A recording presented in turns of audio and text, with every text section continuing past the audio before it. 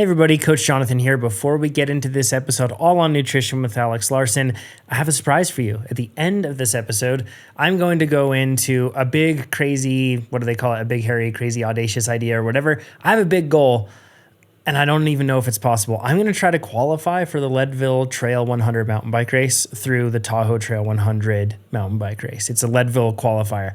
I don't know if it's even going to be possible, but I'm going to walk you through what I've been doing for my training and how I'm going to give it my best shot to qualify for the race. So if you want some insight into what I've been doing with my training, and you also want to see like what it takes to qualify for Leadville, we're going to go into that. So if you want those details, including heat training protocols, nutrition, all those other things, equipment, we'll dive into that, but at the end of this episode. So stay tuned for that all the way to the end. We'll see you soon.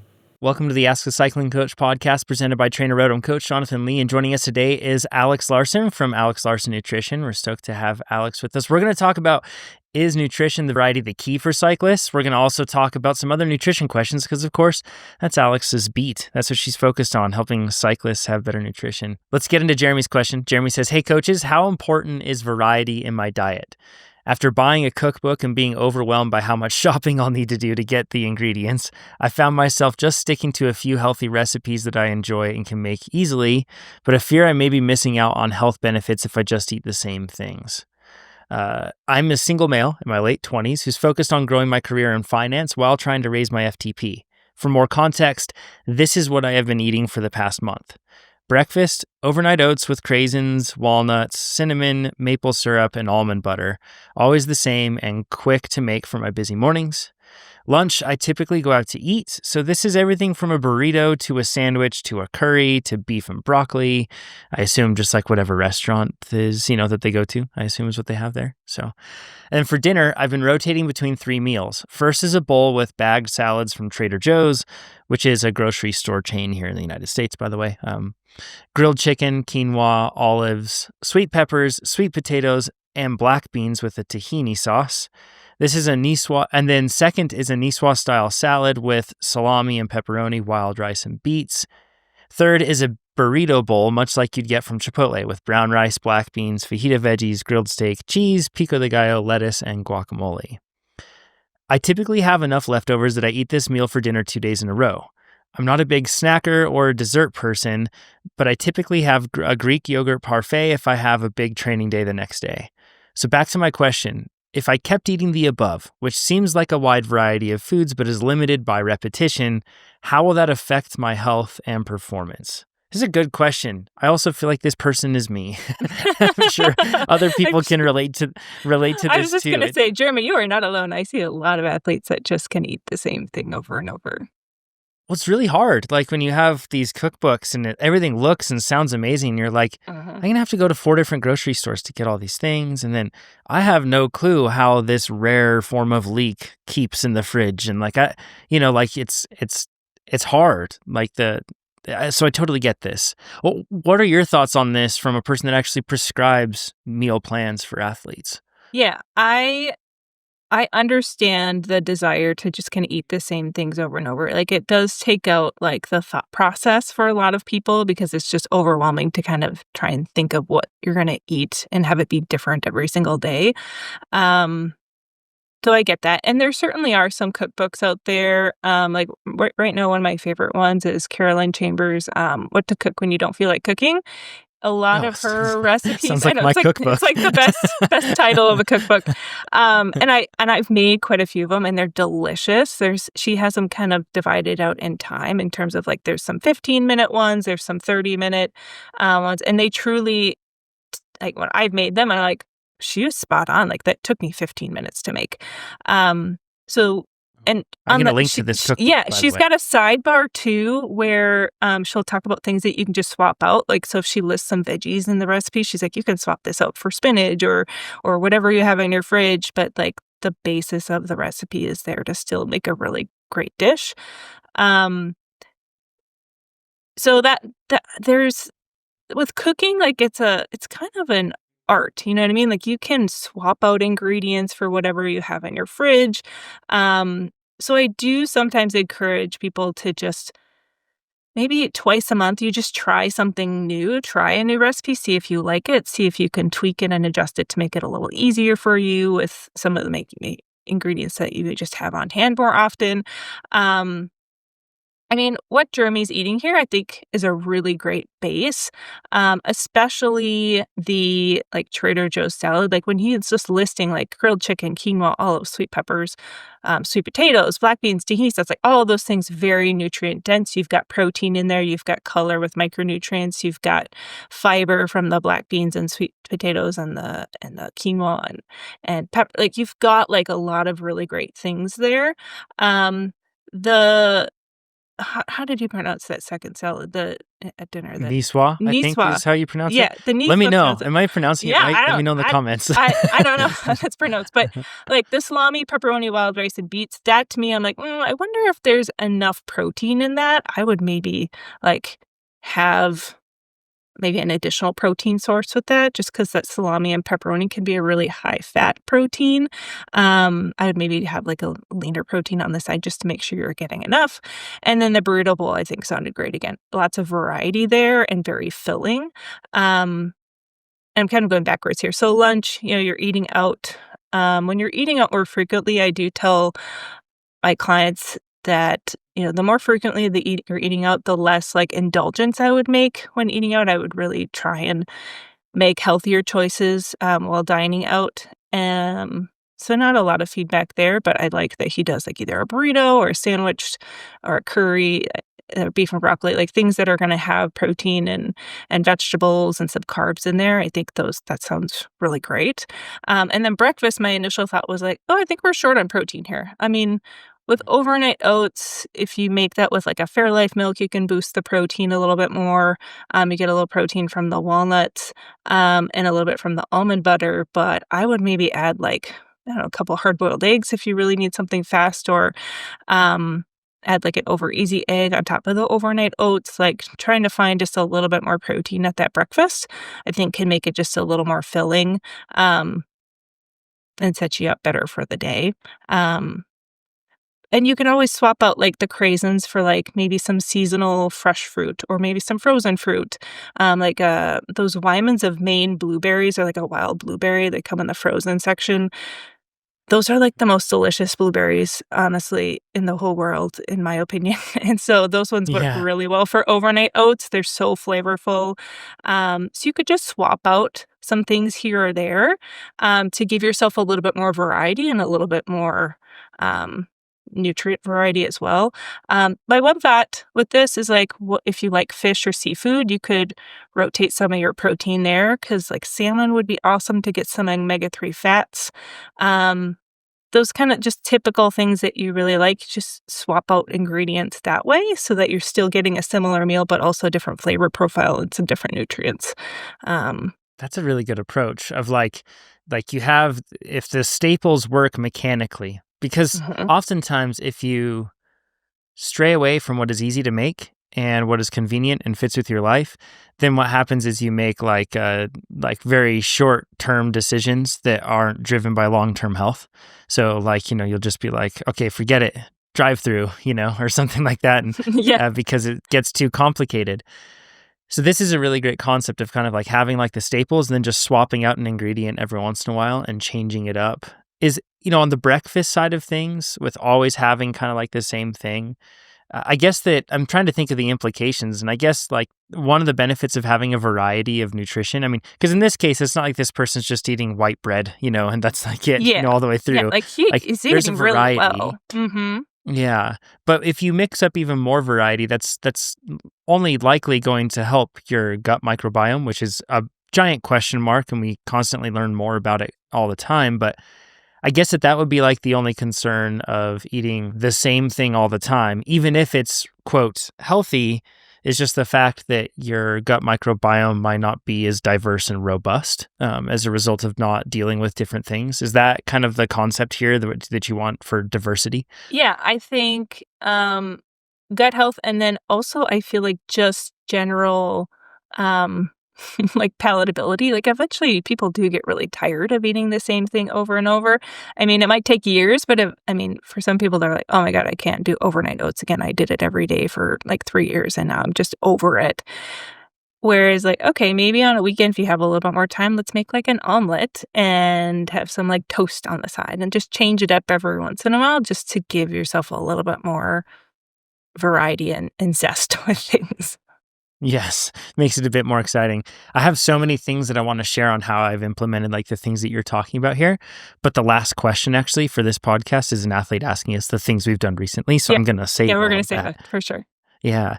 Is there anything else that you would mention to like? I guess actually, let's step back and just look at this principle. It's key to have variety in your diet because that promotes a healthy gut, which means that you'll be able to process things more often, likely deal with less inflammation issues with your gut, better absorption.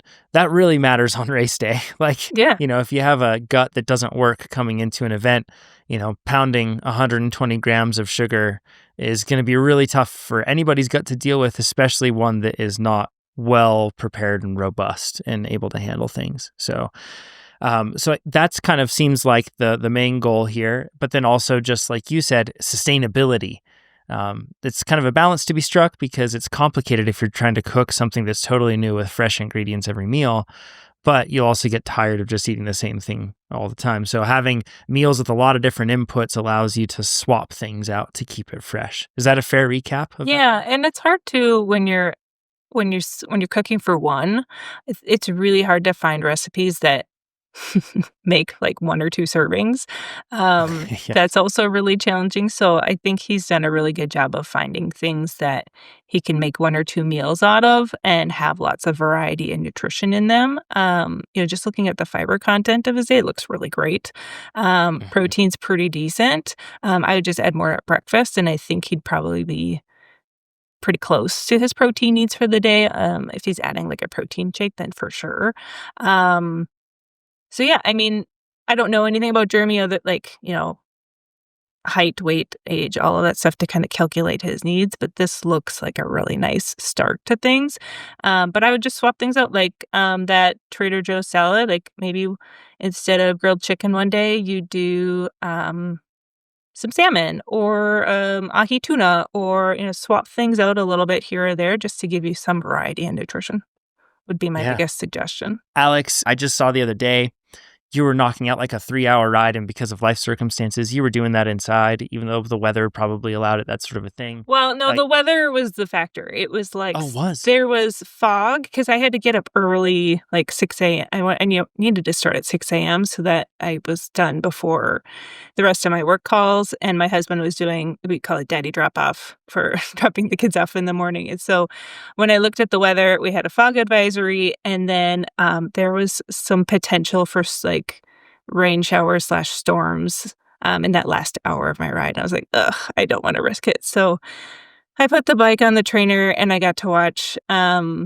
movie that was on my list of things that I wanted to watch. And so it was fine. But Nice. mentally, the final 15 minutes, I was like, I'm just practicing mental toughness at this point because I just want to be done. Yeah. Yeah. 3 hours is a long time on the trainer, but like you said, there's so much to be gained from it. And it's so like, what an amazing time that we have where we can get on the trainer and still be able to ride, like Mhm.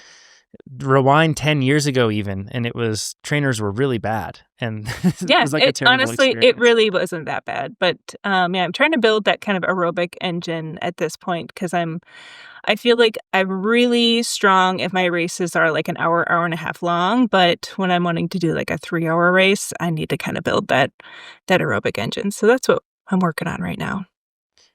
Yeah. And that sort of thing comes, I think a lot of athletes are probably find themselves in that scenario. And I think from a coaching perspective, I would advise that like that's something that also comes over time too. Like, Mhm. and what I mean not by over, I don't just mean like keep just doing whatever, but as you train with structure and consistency, the majority of your training is aerobic training. But as you train with structure and consistency over years, like year over year over Yeah. year, then it gets to the point where it's like that depth that people often call it like depth. And that's what they're really talking about is the fact that like your body is very aerobically efficient. It can produce a lot of work and do so aerobically and do so like those lower intensities for a really long time. So nice work. Yeah. It's good Yeah. I stuff. mean, I'm only into this, what, like 7, 8 months. So I've come a long Right. way, but now I'm like, all right, I want to get a little longer with these races and feel strong. So yeah, there's always something to work on, which is great. Yeah. Any races that you're targeting or looking forward to? Yeah, so next month in July, I'm doing the Nepa McNarly in North Dakota, like Grand Forks, it's north of Grand Forks. I'll do the 40-miler there. And then there's a race just in Two Harbors, Minnesota. It's about an hour north of me. And I'm going to do like the 50, 60-miler there. So that's first weekend in October, called the Heck of the North. So those are the two I have on my radar. I did do a couple weeks ago, kind of last minute, I went over to Cable where like Schwamigan is. They had a little gravel, it was about 20, 21 miles, and I got second place. I got at the podium. I was so excited. It was like the highlight of my year so far. So now I'm addicted. Congrats. I'm like, well, now I want to get back on the podium every time. So very much a big motivator for me to train every single day. That had to have felt good, huh? Yeah. Standing on a podium. Yeah, I was pretty excited. That's awesome. Well, good work. Good work. Laura's question says, hey, Coach Jonathan, this question is for Alex Larson the next time she's on. I've been earmarking this one. I just started racing bikes this year, and a bad habit I've had for years as a high school and collegiate athlete seems to have come back.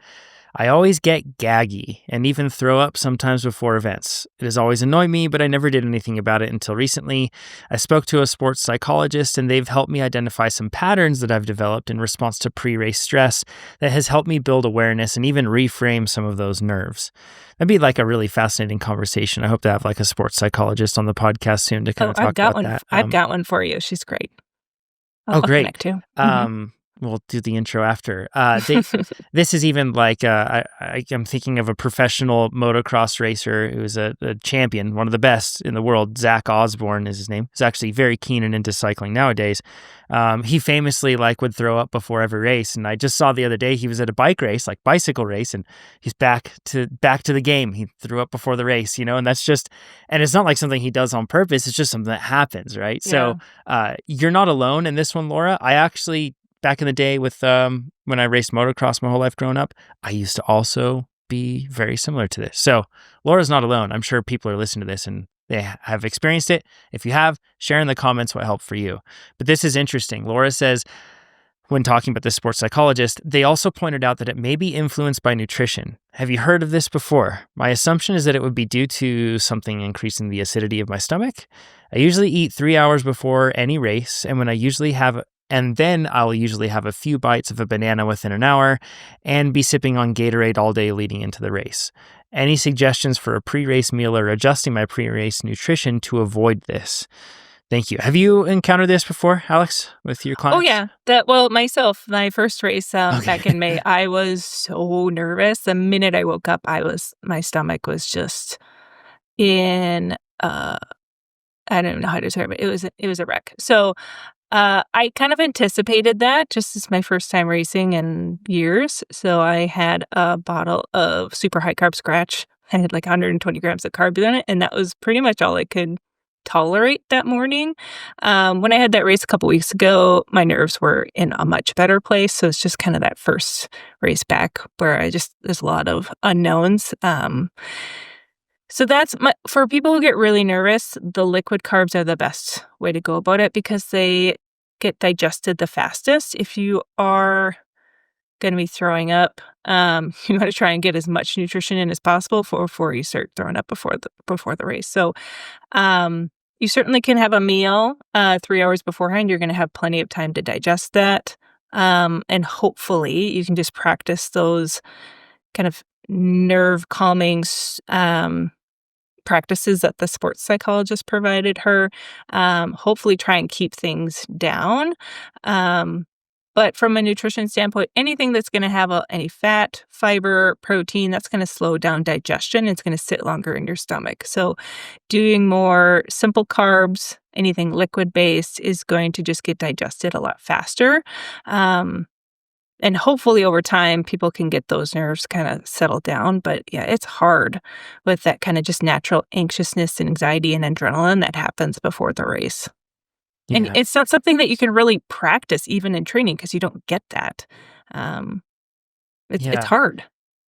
Looking at this specifically, bananas and Gatorade, I mean, neither, I would think, correct me if I'm wrong, Alex, but Yeah, neither would like meaningfully increase the acidity of your stomach. no, I don't think Um, it's an acidity other than like you're just the nerves and anxiety really just wreak havoc on appetite and gut and give you that kind of nauseous feeling. yeah, I think, if you're an athlete that is experiencing this and you are, I don't know, if you're drinking if you're eating a bunch of jalapenos or something before you race or something like there may be obvious things that are going to be increasing the acidity of the stomach. But in most cases, if you're just taking in carbohydrates like this, chances are it's not going to be an issue there. I mean, if you're taking in like orange juice or something like that prior to it, that could cause it. Yeah. Juice isn't the worst thing also for carb loading, but carb loading is something that you typically want to be doing the day before, like leading up to the race day. You don't want to be just thinking like morning of or 3 hours before a race, like I've got a carb load, so I'm going to chug a bunch of orange juice or something. Like that's probably not the best way to go about that. And juice period should always be like viewed as like a supplemental thing on carb loading days, not like the main thing that's going to fill you full of Yeah, carbs. I find when athletes drink too much juice, it can cause some loose stools. I had one runner in particular who, for some reason, last minute decided, and this was fortunately a practice carb load for him, so before like a long training run, he drank like a whole bunch of apple juice the day before and then apple juice the morning of. And then he's like, yeah, I was stopping at the bathroom a lot during that long run. And I was like, where did the apple juice come from? We didn't talk about, like, I had told him no more than, I think, like a half a liter of juice, like, total, and he drank a lot of apple juice. I'm like, yeah, we give that to babies when they're constipated, so let's not be drinking massive amounts of that before your long run. So, that was a learning for him. So usually I say no more than 16 ounces or a half a liter of juice, when carb loading, because it just, tends to have more of a laxative effect if you drink too much. Yeah.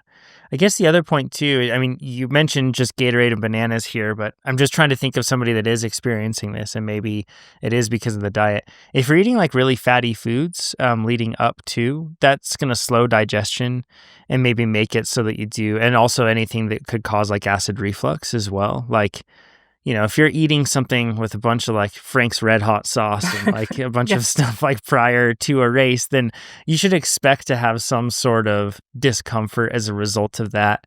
Yeah, you want And to do especially a if very you're eating fatty a foods. bland diet when it's carb loading. I tell my athletes, I'm like, okay, take every single healthy eating recommendation you've ever heard in your life, and you're going to throw it out the window, and we're going to eat like very simple carbs and nothing spicy. We're going to keep the vegetables at a minimum, nothing like high fat.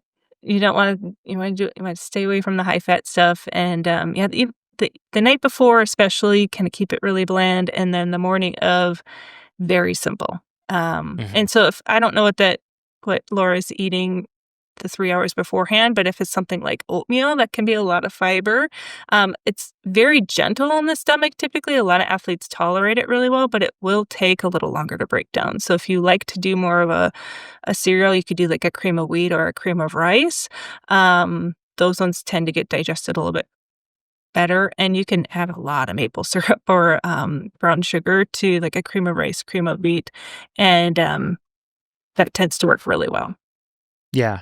This is if you are we're going to go back to carb loading in general and like the general recommendations that you have. You Yeah. mentioned to keep it simple, and this is the time to eat maybe like, your 10-year-old self or something on summer vacation. It's like the cereal and the other easy things that you can just take in. And this is a big misnomer that I think that a lot of athletes have. It's not about when you come into carb loading, you aren't just completely dousing yourself with high value nutrition. It's like a very intentional data driven thing where it's like, I need to increase the amount of carbohydrates I am taking in so then that way my body can store them. And as a result, that's why you want to keep things away from fat to simplify the digestive process. Keep things away from anything that could cause gut irritation. Like you really just want to make things as easy as possible on it. And it doesn't mean that you're not healthy. It doesn't mean that, you're not an Such a athlete. It doesn't mean temporary anything thing, else. it's not gonna impact your health for 1 or 2 days, but it Yeah, is that's gonna right. impact your performance on race day. That's right. The best cyclists I know, their diet looks a whole lot like a 90s kid when they're getting ready for their races. When they're not getting ready for their races, and when I say getting ready, it's, 24 to 48 hours before is typically like when they're really loading up. When they aren't in that window of 24 to 48 hours before, they're eating honestly a lot like what we saw from Jeremy at the top of this, where it's like just a variety of things and it's constantly coming in. They do eat more than me, and they need to because they're burning a whole lot of calories that I'm not with all the training that they can do. But they are eating a variety and everything else. So your nutrition is periodized, not just on just like training. It's not just on a macro scale or a meso scale. It's also on a micro scale. It's like from day to day, and it does change. And allowing yourself that flexibility is probably even healthy for the gut to kind of like change it up sometimes too. Yeah, absolutely. I will say now that I've been carb loading more often, King's Hawaiian rolls are totally my go-to. Like I just buy a party pack of those, and I can just sometimes in the evening where I'm like, oh, I feel like I could eat something. I'll just sit and like down like 6 of those rolls. They're so good. It's like they're like 15 grams per roll. So I just kind of like come in little increments, 15. I'm like, here's 15, here's 30. And I just add it up over time. I'm like, all right, we're good to go. They're so good. They're amazing. They're so good. They're the best. Dinesh sent in a question, says, hello, hosts. I appreciate your podcast each week. I have a simple question about hydration timing with meals. It is commonly understood that when you consume fast carbs on the bike, like gels or a banana, you need to match it with sufficient water consumption. However, this is not discussed with normal meals. How much fluid should we be consuming while eating a normal meal, and does it vary depending on the ingredients? Thanks in advance. This is kind of an interesting one, Alex. Like, I feel like with cycling, we have very specific prescriptions of like, you want to take in X amount of fluid per hour and all this other stuff.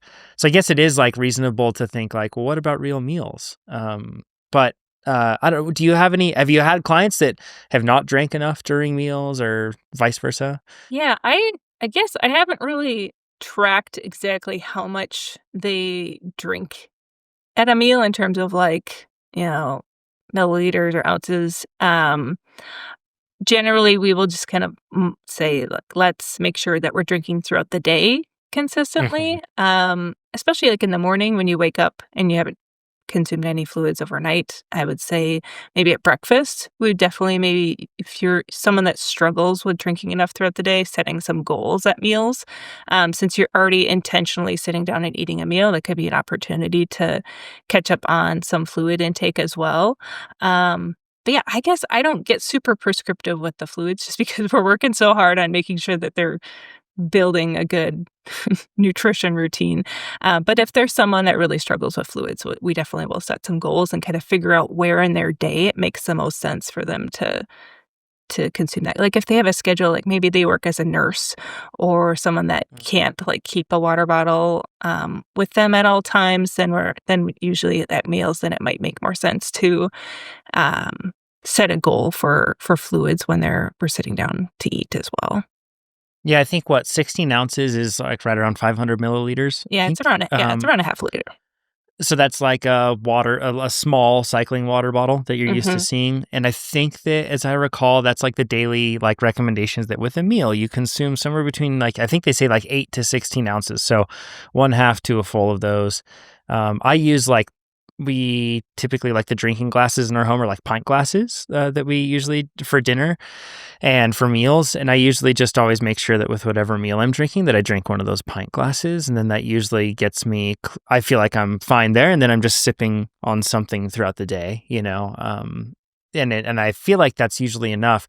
I don't think it has to be as specific as when you're dealing with like isotonic products that you're taking into your gut. And as a result, like, you don't need to take something in if it's isotonic, but if it's not isotonic, you need to make sure that you're taking in a certain amount of fluid, and it gets very data driven.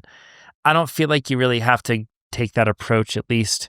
I don't know, maybe somebody can do some research. That'd be really hard research to do, but to figure that out, what is ideal. But yeah, and I think people assume like when we talk about drinking fluids, we're saying just plain water, because you hear those typical like 8 glasses of water a day is what every human should drink. But coffee does count, as long as you're not drinking like massive amounts of coffee. But that counts as a fluid, milk, sports drinks. So like all of those, like a soup. I mean, that counts also Yeah. as like, or even like watermelon, like all of those things like will count as like hydration. It doesn't have to be just plain water. So if you don't like plain water and you're doing, other things that's still hydrating you as well. So, yes, you certainly can count glasses of water, but there's other liquids as well that people consume that will hydrate them. Yeah. Alex, have you seen? So it's very common we get bombarded with ads these days across all the content that we have for electrolyte powders. So like for like every day, like Liquid IV or Element or like any of those ones. Mhm. Have you seen athletes? Because if athletes are constantly taking that in, you could have crazy high sodium intake and like crazy high, because chances are when you're training, you're also taking in a lot of sodium, maybe even enough to fully offset anything that you lose during the workout. Is that anything that you've noticed? And would you be concerned if an athlete is also trying to make sure that they're taking in like electrolyte powders with everything that they're drinking all the time? Yeah, I would get concerned depending on what they're consuming. Like LMNT, like it's 1,000 milligrams of sodium, and It's a lot. some people will consume multiple in the day, and I'm like, I don't know if we necessarily need this much, especially because you're getting salt through your food as well. And probably a lot of salt, by the way, through the food. Like Yeah.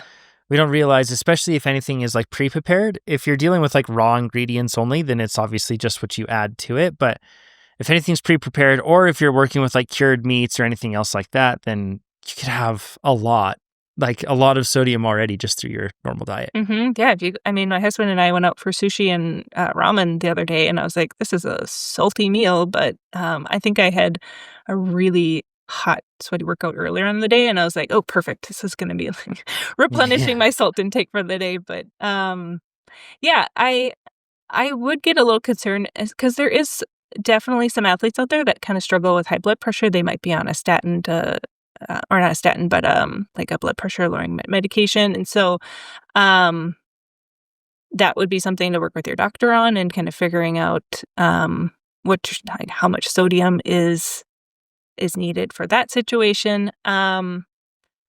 Yeah, it's hard to say for sure because obviously every athlete's a little bit different, especially in how much electrolytes they're losing in their sweat. I'm a very salty sweater, so I can remember back when I was training for Ironman Wisconsin in like the heat of the summer, and the saltier the food, the better. I was like, I just craved salty food all the time, and I was like, well, when I'm training 12, 15 hours a week and I'm sweating, outside in the heat, yeah, Mm. I'm gonna be losing a lot of salt and I need to replenish that.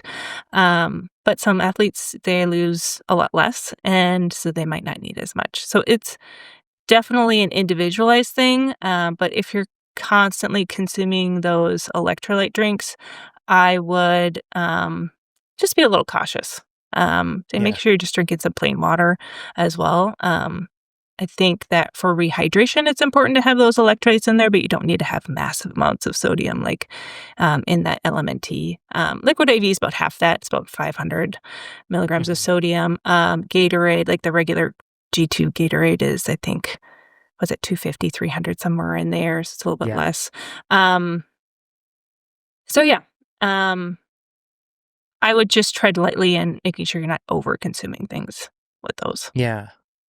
I wonder, like, yeah, it'd just be really easy. I'm thinking if you're drinking like 2 LMNTs per day, and then you're having, you're having like 1,000 milligrams on the bike, like that's already over the daily recommendation. Then let's just say that you lose, somewhere around like 700, 800 milligrams of sodium. So like you're on like the saltier side of normal in terms of like what you lose on the bike. Some people lose, I know, like 2,000, and it's Yeah, crazy. yeah. I mean, But if you're out there for um, like a 5, 6 hour ride, obviously then like there's mhm. going to be some catching up to do.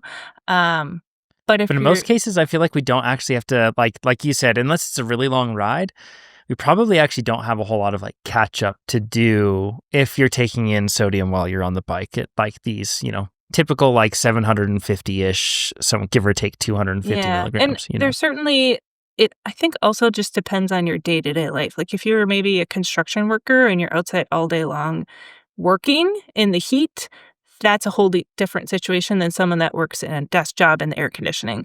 So you also need to play into like what's your daily life look like as well, not just how you're training. Yeah, absolutely. That's a good point. I'm coming from a desk jockey over here. Yeah. Yeah, I don't lose anything other than when I'm training, right? Yeah. So, or sauna training. Uh, well, great. Okay. Yeah, good. So I guess Dinesh, recapping, there isn't going to be some like specific thing. Daily recommendations are typically 8 to 16 ounces with a meal, I think.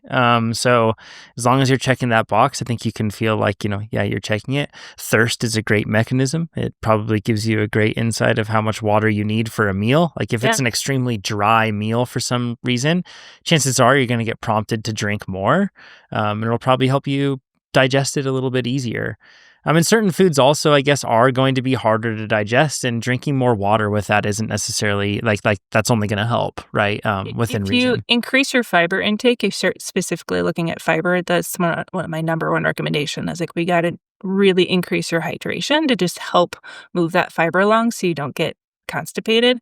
Um, my other thought too with hydration status is the color of your urine. That's the easiest indicator. Every time you go to the bathroom, just lemonade color is ideal. You don't want it to be clear. Then you might be overhydrated, but you don't want it to be like apple juice, dark Yeah. colors. That's not good. So that's another way you can monitor it as well. Cool. Yeah, as simple as. And I've seen a lot of research actually that looks like really complexly into different things that can be measured, everything else. And urine color is so often referred to as like a control experiment to try to assess hydration status. And they're like, urine color was tracked, like it tracked well, Hmm. even though there are more complex interventions and ways to measure it. So yeah, it's helpful. Okay, last question from Keenan. Keenan says, "Hey coach, for the next nutrition episode you have, can you and whoever is on with you discuss what nutritional changes or learnings you all have made in recent months that have made a noticeable difference for your performance in general life? I feel like you all probably do things differently that you take for granted that could really help all of us. Thanks for sharing." I definitely have a handful of things I want to share here. Or I shouldn't say want to share. It's not like I'm holding anything back, but to share, I guess. Alex, is there anything that comes to your mind on this one? Yeah, I've been kind of on a nutrition journey for myself the past year and a half since I had that third baby. I've been wanting to bring my body composition down. So I think from like 3 or 4 months postpartum to now, I'm down about 18 pounds, just quite a bit of weight. So the number one thing that I started out working on was just protein intake. I historically was not great about taking in enough protein. I didn't crave protein rich foods, that's for sure. So I've definitely made that shift in eating more protein throughout the day. And in that postpartum time, I was not active in training. So that was just something I was working on. And then as I've shifted to a more active lifestyle and training, I have been making sure that I get in some really decent 3 meals a day and then just supplementing with snacks as needed. But just being really consistent with that schedule and structure with such a busy, chaotic life that I live. It's just being really intentional. And now what's interesting that I'm in training is I get really crabby if like I get delayed in my meal. Like if I'm feeding the kids and I don't get a chance to sit down and have a meal, I get real crabby and I just snap at my husband a little bit and he's like, "What's wrong?" I'm like, "I'm just hungry. I need to eat." And so he's like, "Okay, I'm taking the baby outside or we're going to go play somewhere else. And so you can sit down and have a meal." And so that's something that I've just noticed is really prioritizing eating enough throughout the day, and I'm just a happier human in Yeah, general with my kids and with my husband. yeah. Good tips. So a handful of things that I want to share. Number one, there are so I know rice is super easy to make. Okay. And I know there are rice makers that even make it even easier. Don't get me wrong. But to me, having to then clean up afterward with the rice in general is like, more of a pain to clean up. It's annoying. Having to clean up after that adds another thing to my plate that then makes me less likely to do it. It's more of a pain. Brown rice takes longer, cooking it in the oven, all that stuff. I may be lacking some nutritional value here, but one of the things that I have really locked into, and Trader Joe's, by the way, should sponsor this episode. We're going to talk a lot about them now. I don't have a Trader Joe's. I'm so jealous. I'm like 2 hours Oh, away from a Trader Joe's. This is what happens when you there's live in the boonies of northern Minnesota. There's a new one that like just opened up like within 5 minutes of the house. It's so helpful. And they have these frozen brown rice, wild rice, white rice packets that you can get. So you get it and it has like 3 packets. You toss them in the microwave, you put them in for 3 minutes, and after that, the rice tastes great. The brown rice has good texture. It isn't like too like al dente or anything else like that. It's great. It's really good. And it makes meals so easy. So actually what Jeremy mentioned earlier, like the Trader Joe's salad bags, I get a handful of salad bags that are different. I get wild rice or brown rice, and then I get those packets there. And then I'll also get like some pre-chopped vegetables, because what I've found now over time is that I'm always optimistic that I'm just going to buy this carrot that looks like it was pulled just out of the ground. And then I'm going to shave it, I'm going to chop it up, I'm going to do everything that I need to prep it. And I do, but then that always takes away time from something else. And yes, it is like, I don't know, it might be like 30 cents more or something, or maybe even $1 more to get like the carrots that are already prepped and done. But man, just having my vegetables pre-cut is such an easy thing. And even going for like frozen vegetables, because as I don't know for sure because I haven't read this study personally myself, but I remember hearing something about a study that looked into frozen fruits and vegetables, and they found that the frozen fruits and vegetables versus some of the fresh ones that were in the grocery store actually retained more nutritional value because they were frozen earlier in the process of its life, post-picking or post-harvest. And as a result, it wasn't like the frozen stuff had no value. In fact, on the contrary, sometimes it had more. So sometimes I get frozen bags of vegetables, or if I get other vegetables, it's like almost always pre-cut. And it just makes life so much easier. And then if I have like a mix of vegetables, and then I have that brown rice bag, and then I have a salad bag, I put that all together. We have like an array of different sauces now, like in the house. And then I can just throw in a sauce. Then all I have to do is just like add the protein I want. And it makes it really easy to like mix things up, change things up, try something new. It's just so easy. And then on the like protein side of things, I've been trying to make sure that I'm hitting somewhere around 2 grams per kilogram, give or take 0.2, right? Is kind of like the sweet zone for me, or sweet spot for me, I've found. And one of the biggest like quote hacks that I found for that is just canned tuna. Like I used to eat this, of course, a whole lot when I was a college student. You could do canned salmon too. Like that's an option as well if you need to change it up. And even though it isn't very tasty, there's canned chicken too. Like I know it doesn't taste as good, but rotisserie chicken is my go-to. Like because we get one once a week, and I just pull the chicken off. And when I'm getting towards like we got to use it or toss it, I will chop it up and make like quesadillas for the kids and myself. And there's so many different ways you can just freeze it too. But that's my go-to because I just love rotisserie chicken. It's my favorite. That's a good tip. That would be way better than canned chicken. But there's like these like canned protein that you can get, like protein sources that are going to be like animal sources that are really, really helpful. And taking that in with when you have that, it's easy to add it to something, and then just make sure you have a sauce that you feel like combines with it well, that makes you excited to eat it, and boom, you're in like a really good spot. So like with tuna, I like sesame ginger style stuff. If you put that in with one of these bowls that I'm talking about here, it makes it great. Throw in some nuts, throw in something else like that, and boom, you've got like a really, really delicious salad. Having a little thing of like quinoa as well, if you need to mix it up and get like some textural change, or sweet potatoes. You can buy sweet potatoes pre-chopped, frozen. It's a huge hack. And then you just toss them in the air fryer, and it just makes life so much easier, because chopping sweet potatoes is rough, and then you have to sharpen your blade afterward anyway. Yeah, it's the worst. It's like an arm workout. It takes forever. Yeah, it's terrible. So that's like a really like quick and easy way to do it. Trader Joe's also has, this is a hack for like the family, because it's really hard for me to get enough nutrition a lot of the time that to cook something for myself and the kids, it's really tough.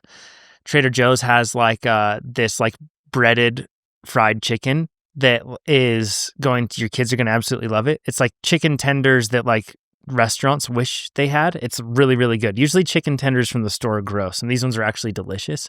Comes in a green bag. I don't know any of the words. It just comes in a green bag. But if you get like their chicken strips from there, that's so easy for the kids. Then also sometimes that's like really nice to have like a change in a salad, to have like some more like, texture and change there with like the breading on the chicken.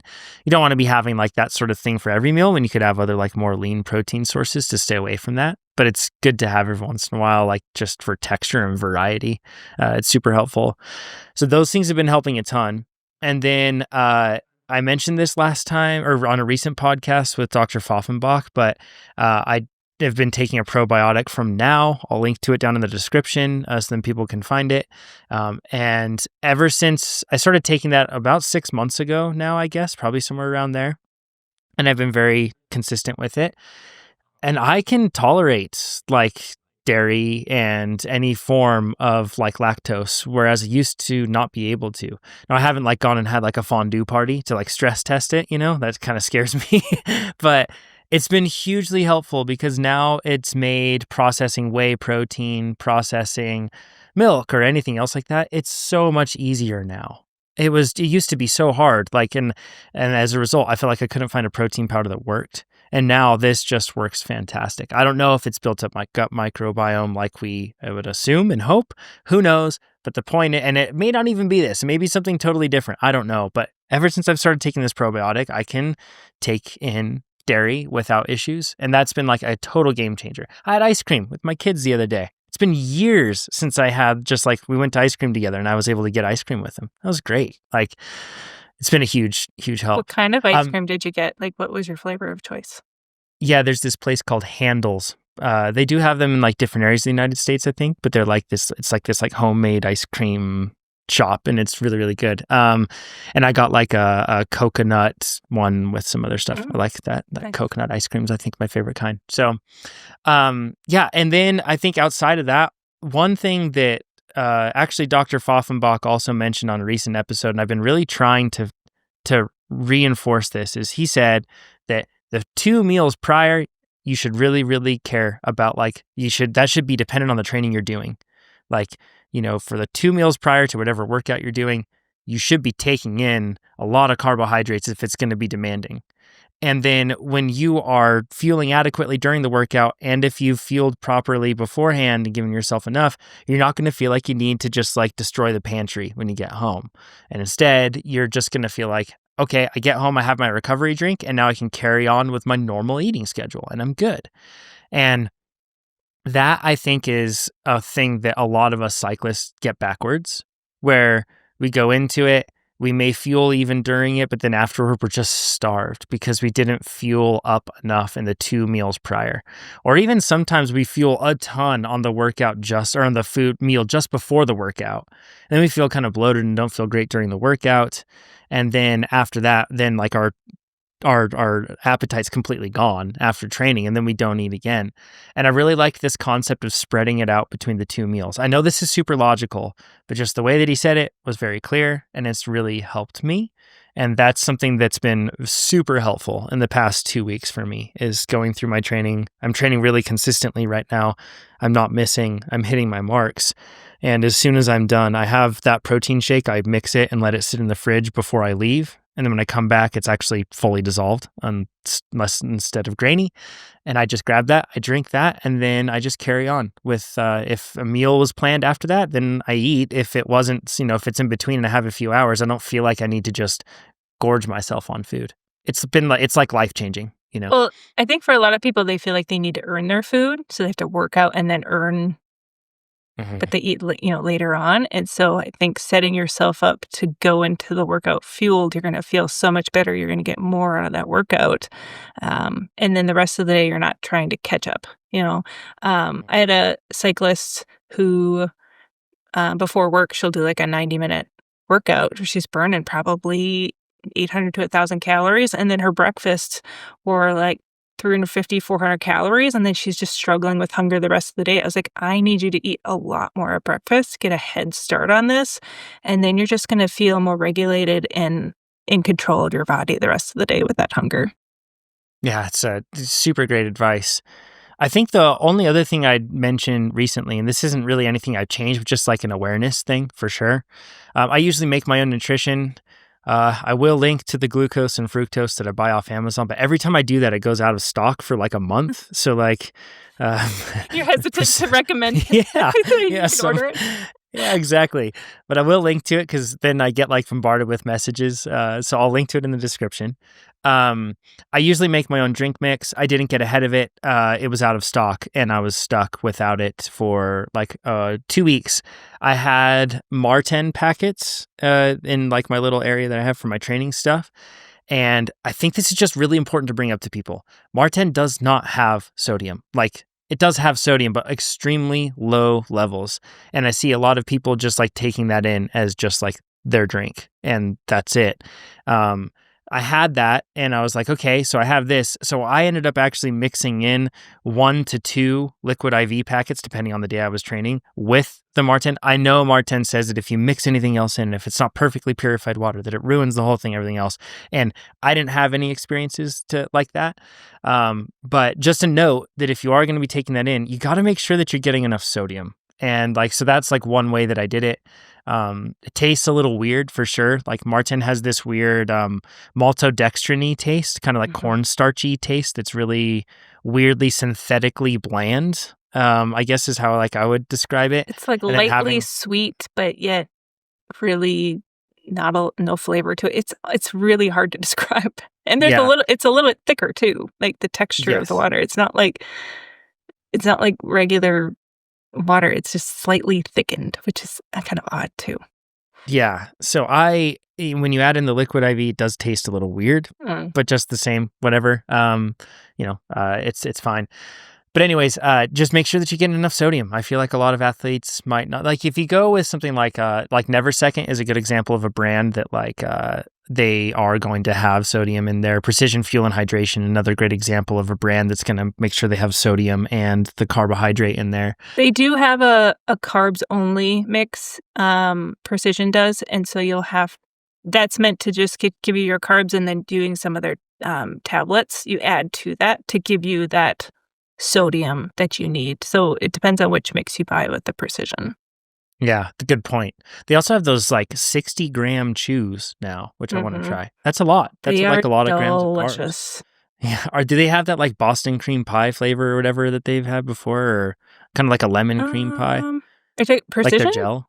Yeah, like it doesn't say any flavor, but it's just like their normal flavor has like a citrusy like flavor almost to it. It's really good. Yeah, their gel's great. But they have their chews. I think there's a 30-gram chews that they comes with one that's lemon and one that's mint, and those are amazing.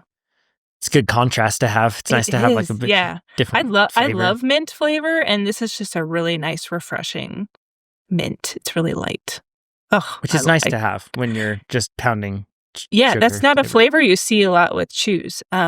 They're really good. I'm just a fan of all the sports fuel. I'm just like I rotate. I do need to clean up my office. I'm surrounded by sports fuel all over. It's an occupational / athlete thing. Yeah. I think one other thing too. I have Neversecond makes freezable gels where they don't fully freeze like a block, but they're like a slurry. They're like slushy kind of in their consistency. And I have the California Death Ride coming up. It's called the Tour of the California Alps, the Death Ride. That's coming up in 3 weeks, just under 3 weeks, like 2.5 weeks. And that's probably going to be like in the mid 90s and really, really hot. And it's a big day, a lot of climbing. So that race that I'm going to be doing there, I have a bunch of those gels, and I'm actually going to like drop a cooler in a spot where I can just like drop by, grab those gels and have those. 'Cause that's like that's been shown that the best way to decrease core temp is to actually ingest something that is partially frozen like that. And that's the best way to reduce it. So those are like really cool too. And I think that people probably sleep on them. You can't just like put them in your pocket and like ride for a while, because then it's just going to be a normal gel. And even then it's like a bit different tasting. So you definitely these need to stay cold and frozen. So if you have a team giving you hand ups or anything like that, or you can keep them cool in a cooler, then that'll be really helpful. But it's a really cool option. It's neat to see sports nutrition and how it's advancing. So I think those are all the things that I've been doing. I think so. Yeah, I mean, that's a lot. You listed a lot of things. And I like that you are relying on like convenience items in a smart way. I think some people think like, oh, convenience items aren't as healthy, or it's like cheating. And I'm like, no, it's not cheating. It's smart. Like, we're busy people. We got kids, we got careers. And so you have to really be strategic. And you talked about frozen vegetables. For me, I will buy fresh, but I like to roast them in batches in the oven and then eat those for a few days. And it's not like I have to have roasted vegetables every single day of the week, but even if I can do like 3-4 days where I've got like roasted broccoli that I include with my meals, and then maybe another day it's cauliflower or carrots, whatever it is that I can kind of rotate through, and just get that variety. And whatever works for people is the best. It doesn't have to be what Jonathan does. It doesn't have to be what I do. It's like you got to find your own groove in the foods that you like, the foods that are easy to prepare, and just make it work. Awesome. Alex, thanks for joining us. If you want Alex's services for nutrition, you can go and talk to her and her team. You can do that at alexlarsonnutrition.com. You can also check her out on Instagram. And if you want to become a faster cyclist, like the cyclists around the world doing it, it's the #1 rated cycling training app in the App Store. It's pretty exciting. You can go do it, TrainerRoad.com. It's pretty amazing. AI cycling coaching built from the ground up to make you faster. Alex, thanks a bunch. We'll talk to everybody next week. Thanks. Bye. All right, let's get into this crazy idea that I have about qualifying for the Leadville Trail 100 mountain bike race. It's one of the most iconic off-road races in the world. I have done it once before. That was in 2019. I was training for cross-country Olympic racing, which is 90 minutes. I got in through the lottery, and I was kind of like, I don't know if I'm actually going to end up doing this race. That seems like a crazy thing, and I hadn't done any long races at that point. It didn't seem very appealing. And then I did Tahoe Trail 100 after nationals and actually did really well. And I won my age group, and then I got a good corral position. I was like, sure, I'll go for it. But I hadn't really trained for it specifically. I ended up doing 8 hours and 14 minutes, got the big belt buckle, and just kind of like tried to stay even on pacing all the way and executed really well on the race day. And but just the same, looking back at it now, I feel like there's a lot of spots where I could improve. However, let's get into the training. Back then, I was 4.2 watts per kilogram, or I think 4.3. And right now, I am 4.05 watts per kilogram. I'm at an FTP of 286, and I'm around 155 pounds. So with that in context, I think it might be a little bit tougher to do. But above all, first things first, I didn't get in through a lottery. I have to qualify for the race. And to do that, in 2 weeks, I have the Tahoe Trail 100. But then long before I had this crazy idea of trying to qualify for Leadville, I also already had a big race this weekend on my calendar. It's called the Tour of the California Alps. The Death Ride is what it's known as. It's a huge road race. It's 103 miles and over 14,000 feet of climbing. It's kind of like a fondo, but there are people that race it and try to get like the fastest time they can on it. I think it's going to be about a 6.5 hour ride, but it's going to be a great opportunity for me to practice some nutrition and some specific changes that I'm needing to make right now in order to have the best chance at qualifying at Tahoe Trail 100, which is a new course that's way gnarlier this year. It's going to be a big day. But let's go into the training itself, and we'll talk about that first. So this year, my training hasn't been great. And really, like with the collarbone break, that kind of dropped things out. I was doing pretty well on training and averaging somewhere around 400 TSS. And then once that collarbone break happens, it took a long time to come back from this one, way longer than I was hoping. Really, it took about like 8 weeks until I was back to the point where I could like train well. For those that don't know, it shattered into 10 pieces. There was shoulder damage. The surgery was successful, but there was a lot more damage than they anticipated when they opened it up. So the recovery was just a lot longer. I'm still a bit limited in certain ways, and I'll have to work through that. But just the same, I'm mostly pain-free, and we're back at it. So my training was ramping back up and doing pretty well. And then life got really complicated for a good 2 months between April and May. But then I buckled down. And that's when I had this idea that I was like, I'm going to try to qualify for Leadville. So for the last almost 6 weeks now, the training has been really solid. I haven't missed a single workout. And I let AI build my plan with TrainerRoad. So I went on there and it built me a custom training recommendation for my schedule. I just built it out, told me what I should do, and I knew that I was prepping for a cross-country marathon style event, and it built everything out for me. So I'm going to go through what that looked like. It started out at suggesting somewhere around 10 hours of training a week, but then as you get faster and everything else, your plan, your workouts will get longer and they'll get more intense, that sort of a thing, and I'm up to around 12 hours per week now. With recovery weeks, that's going to be significantly lower. A recovery week, let's just see if I can see that one. Recovery weeks had me closer to, 8 hours on that recovery week, almost 9 hours instead of up to 12. Okay, so with that in mind, what did my training schedule look like? Well, it recommended on Mondays that I do a 90-minute VO2 max workout. On Tuesdays, I would do a 30-minute easy endurance ride, just an easy one. On Wednesday, I would do a 90-minute sweet spot workout. On Thursday, I would have a day off. On Friday, I would have a 2-hour threshold workout. And on Saturday, I would have a 3 to 3, or I guess it kind of like stepped up. It started off at 3 and then it went all the way up to like 3 hours and 45 minutes solo rides that I was doing. Some of this, by the way, may be like functionality where you're going like, hey, mine doesn't do that. We're always testing new things.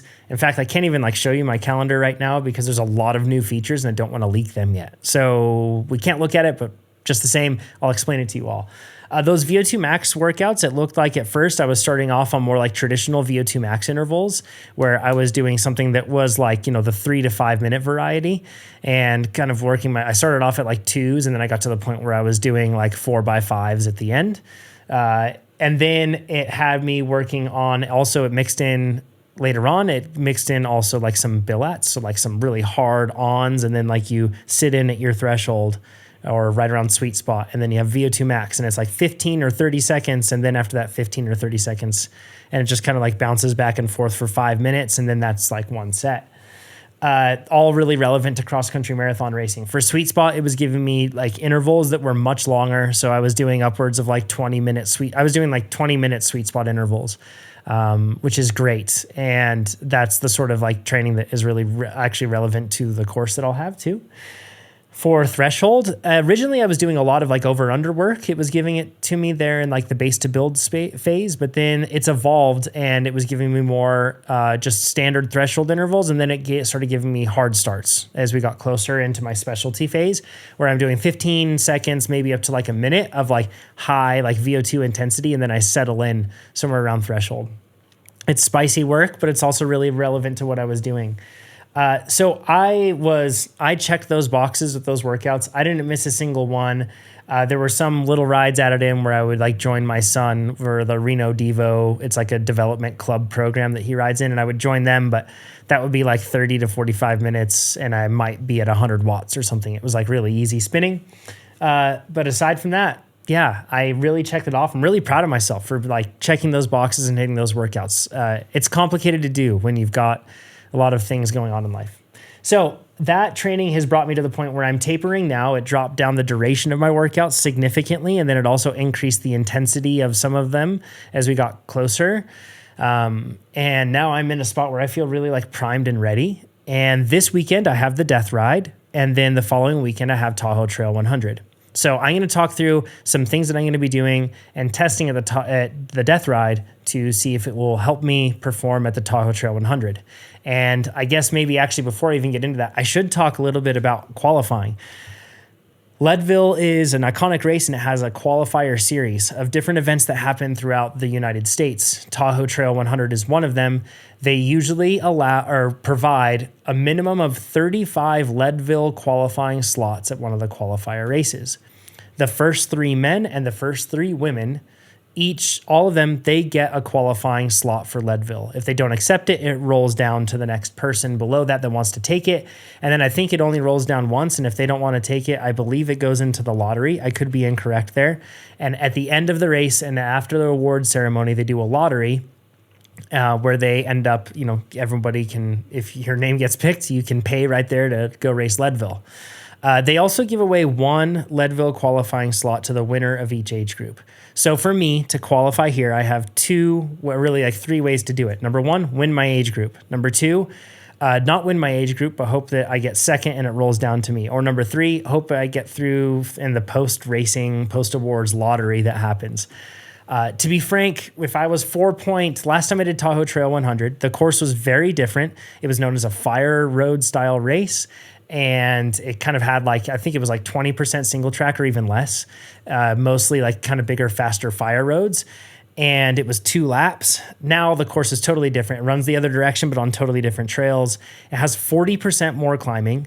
It's 61 miles or 100 kilometers, and it is 11,200 feet of climbing. Those climb distance ratios are like some of the hardest queen stages of Grand Tours. It's that sort of climbing. It's so gnarly. It's 3 laps. It's going to be extremely hot. It's going to be a hard day. And if I did win my age group last time I did Tahoe Trail 100 in this solo category, and I improved my position for Leadville and all that stuff. But I don't think I can do that at 4 watts per kilogram versus like that 4.2 to 4.3. It's a big pronounced difference. And also I do think that things are more competitive now than they used to be. So I think I'm going to need a lot of help. So here's what I'm going to be doing this weekend at a big long ride, the Death Ride, to be able to test and figure things out. It may not be ideal to have a really big long ride 1 week before, but this is an event, the Death Ride, that I committed to, and I committed to doing this early on, and it's been on my calendar. So I'm just going to use it as a great opportunity to test things. The Death Ride, again, is 103 miles and 14,000 feet of climbing. I think that it's going to take me somewhere around 6.5 hours if I go really well and everything goes well. It's going to be challenging. What best bike split is recommended for me on that one is that I pace the climbs, which are very long. It's like 6... Really, it's more like 8 very big climbs that you end up having, and they go up to 9,000 feet, and they climb over 3,000 feet usually, each one of them. So they're huge climbs. They all will take somewhere around an hour, give or take 15 to 30 minutes on either side of that. And it wants me to ride somewhere at high tempo, low sweet spot on the climbs. So for me, that's going to be somewhere around like, 240-ish watts is where it wants me to be. So that's what I'm going to be shooting for on the climbs, somewhere between 230 to 250. And that's going to be good to test out that pacing, because for Tahoe Trail 100, I'll have roughly an hour-long climb every lap that we have to do. And then there's probably an additional hour-ish of kind of like punchy, rolly stuff we're descending that I'll have to deal with too. It's going to be challenging. So I'm going to test out that pacing to see how that feels. And if I can just repeatedly go back to that climbing pace, I should be able to by the numbers. So it really comes down to fueling and heat management. So for heat management, number one, I've been doing a heat training protocol. That heat training protocol is with a sauna. You can do this in a bunch of different ways. You can train in the heat. You can try to ride rollers inside in hot conditions. I think that's probably the most like quote dangerous or risk one or high risk one, because it's really easy to overcook yourself. You can do a car sauna where you just sit in your car post training and it's really hot. You turn the heater on or something. I don't know. But I want to go over like the protocol and what I did and what I was really going for. I was not wearing a core body sensor or anything like that.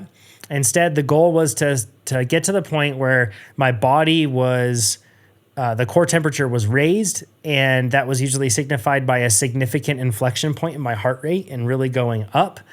And then being able to stay there for not too long, but just long enough to like send the signal to my body that like, hey, you are frequently being exposed to this high level of heat. As a result, some adaptation should happen. You should increase your plasma volume, and you should increase your sweat rate and all that stuff. So the way that I did that, it looks like, I guess it would be 3 weeks ago now, I started off with doing 4 sessions where I stepped up from 15 minutes or 12 minutes up to 20 minutes. That was total sauna time. This little sauna that I have is like a small infrared one, kind of like the size of a tiny phone booth. And it's like a zip up one that you can have with like metal poles that support it. It says that it gets to 150 degrees. It does not get to 150 degrees. I got a little thermometer to verify. It gets to maybe somewhere around like 115, 110-ish. The heating elements themselves, if you get really close to them, you feel a lot of heat, but then when you're sitting in it, it's not quite as much. So I bought a little space heater and put that in there, and then that makes it so that the temperature can reliably get into like 120 to 130. But then with the humidity that you have in such a small space, the heat index really ramps up, and it can get as hot as like 165 degrees in terms of the heat index, which is miserable. So what I've been doing is, again, stepping up from 12 and then all the way up to 24 minutes. And that first week, what I did is this is total sauna time. I'd start it and get it hot beforehand, unzip, jump in, zip it back up, and then I would be in there. I would wait to see my heart rate and like watch my heart rate the whole time, and it would start to really pick up toward the end.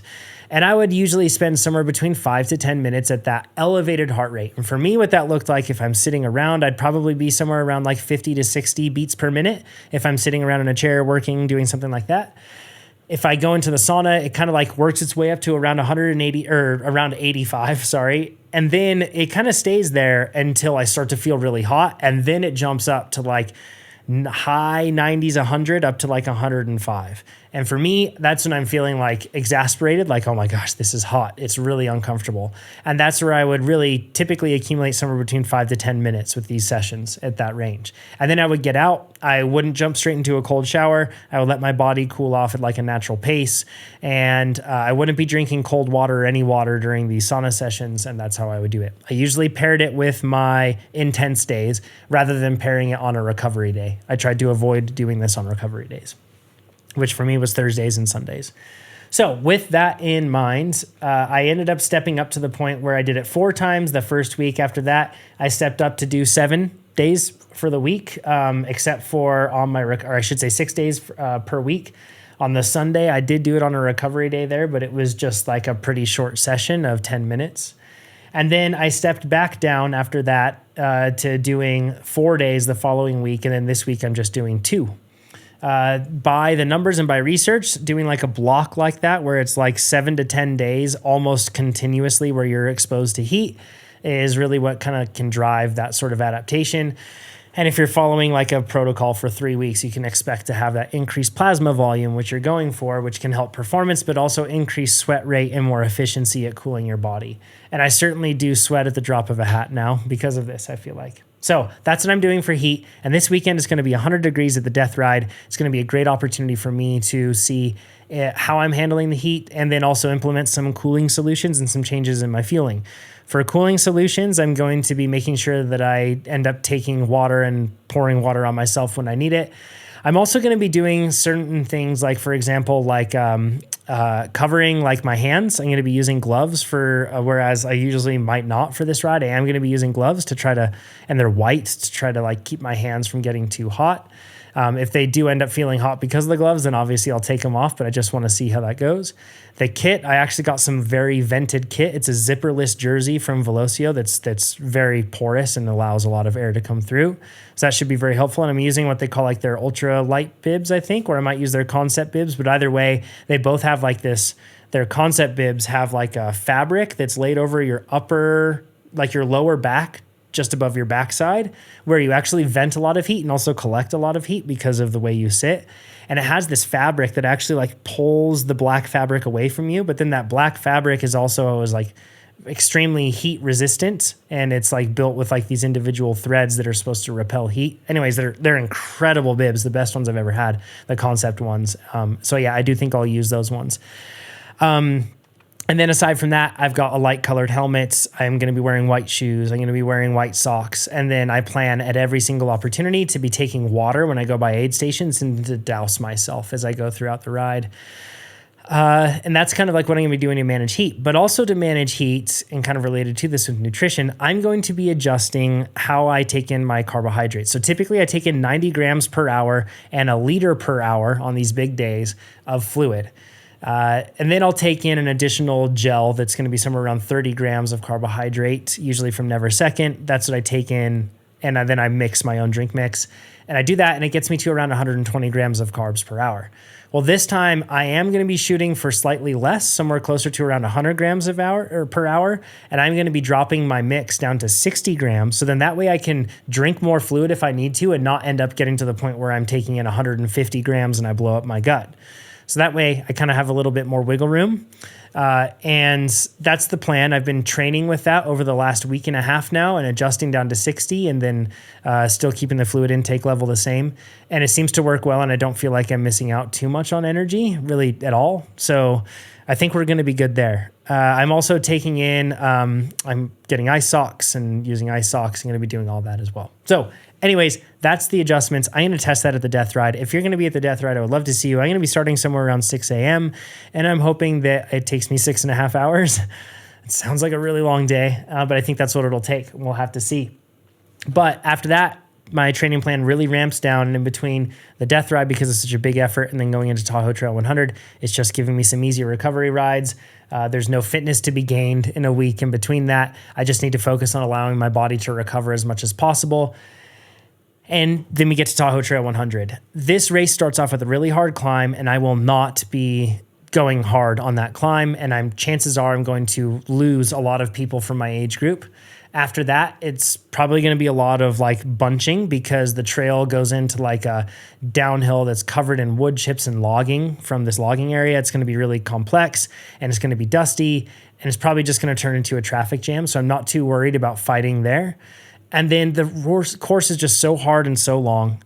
Best Bike Split thinks it's going to take me 6 hours. And I honestly, even though before when I won my age group, it was 4 hours and 45 minutes. And I do think, it's 40% more climbing now. It's going to take a lot longer. So that 6 hours might not be too far off. I'm just banking on the fact that people will start too hard and they'll cook in the heat, or it's just going to be too hard. Maybe they'll quit with 3 laps and it'll be really hard. I don't know. But that's what I've got to bank on if I ever had a chance to be able to win my age group, because I think it'd be really tough. But things I'll be testing, any learnings that I get from the Death Ride, we'll be covering on next week's podcast, and we'll talk all about it. Hopefully I can get some really good info and data coming into Tahoe Trail 100 and make any adjustments I need to. And then when we go into Tahoe Trail 100, in terms of equipment, I'll be on my S-Works Epic 8. I don't know on tires yet. I'm going back and forth between using the Aspen ST or the Aspen. Those are the tires that I want to use for that for sure. They'll be faster rolling, and they'll also still give me decent control. But the ST just might not give me enough control. And it might cause me to kind of like work harder in those descents because it's a long, pretty technical descent that I'll have to deal with. And I might be able to relax a whole lot more on the normal Aspens. So we have to see how that goes. But I do need all the help I need to qualify. So should I run the STs or should I run the Aspens? You let me know down in the comments below. And then we'll run through all the fueling strategy and everything else. It's not likely, I don't think, that I'll be able to qualify for Leadville, but you got to give it a try. And sometimes you just put up these big kind of goals that scare you and make you work extra hard for something. This is my goal. I don't know if I'll make it to Leadville, but I sure am going to give it a try. If you share your thoughts, do you think I'll make it? If you will be at Leadville, it'd be great to see you there, and hopefully I can qualify, and hopefully I'll see you at Tahoe Trail 100 or the Death Ride this weekend. That's it, everybody. That's what training with AI looks like. It just gives me the schedule, and then it just tells me what my workouts are. I did most of them outside. I did some of them inside on the TrainerRoad app, some of them on Zwift, but the majority of them I could just do outside on my bike computer. It was awesome.